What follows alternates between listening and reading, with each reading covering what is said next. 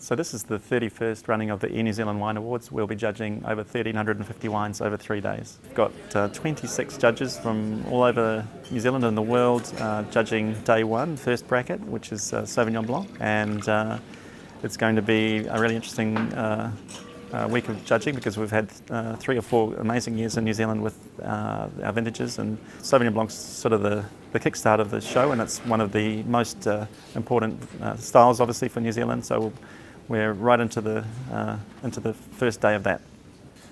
So I often get asked about wine tasting. I think it's sort of a mystical sort of a thing for people, but you have to be very careful. We obviously spit all of the wines, and if we didn't spit, we wouldn't make lunchtime.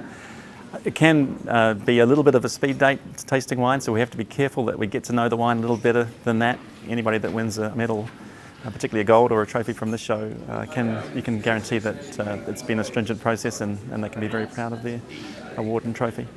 We've got a combination of very experienced judges with some new judges coming in. We have PJ Charteris from Australia, who he's involved with some wine consultancy and works as a winemaker in the Hunter Valley.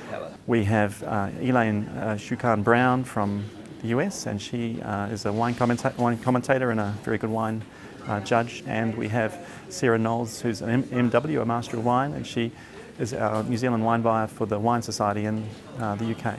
New Zealand is incredibly popular. I think it's an 18% growth across the UK, dominated by New Zealand Sauvignon, which is still experiencing huge growth and huge popularity.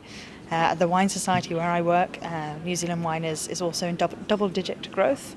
Sauvignon is still also leading the way, but Chardonnay and Pinots are starting to come through.